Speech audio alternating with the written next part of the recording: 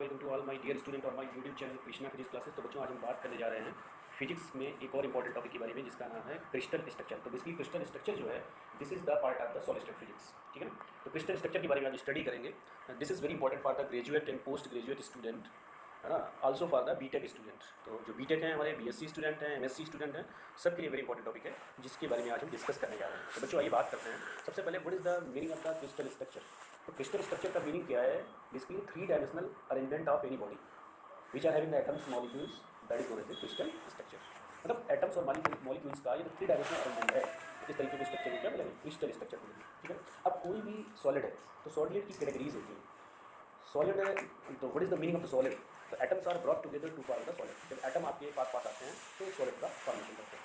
अब सॉलिड के how many types of the solid? According to crystal structure solid can be divided into 2 categories.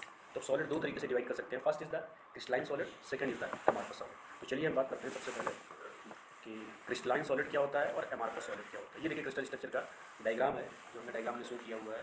इसमें सबसे पहले corner atoms आप देखिए। कॉर्नर में ये एटम्स है, ये एटम्स 2 एटम्स ये अपर में है, 2 लोअर्स में है, फिर 2 अपर में, 2 लोअर में है और 2 अपर में। तो there are 8 number of atoms. मतलब आप देखिए 8 कॉर्नर्स है और हर जगह 1 एटम्स है, ठीक है ना।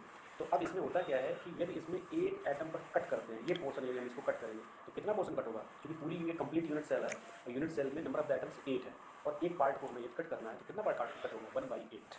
अब चूंकि यदि हमें इसमें number of the lattice point find out करने होते हैं तो how to find out the number of the lattice point? इसमें कैसे फाइंड आउट करते हैं? इसमें करना क्या होता है कि total number of the corner atoms.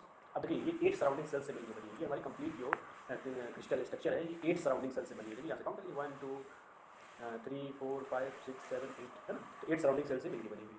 तो अब चूंकि एक पार्ट 1/8 है और 8 सराउंडिंग सेल से मिलकर बनी है तो टोटल कितना हो जाएगा? 1/8 इंटू 8 कैंसिल होगा, that is you will get 1। तो number of the lattice point जो कोई भी यदि हमारा सिंपल क्यूबिक स्ट्रक्चर है तो उसका हमेशा क्या होता है? 1 होता है। तो आगे हम सबसे डिस्कस करेंगे कि how many types of the crystal structure, कितने टाइप के होते हैं। तो उसमें डिटेल्स में एक्सप्लेन करेंगे how to find out the number of the lattice point, how to find out the packing fractions, how to find out the efficiency. Packing fraction या उसी को इफिशियंसी बोलते हैं। एंड है ना, इस तरीके से atomic radius, how to find out the atomic radius कैसे निकालते हैं, तो ये सब उसके द्वारा एक्सप्लेन करेंगे, ठीक है। तो चलिए आगे बात करते हैं। अब कैटेगरी ऑफ सॉलिड्स में क्या बात कर रहे थे कि हमारा solids can be divided into 2 categories.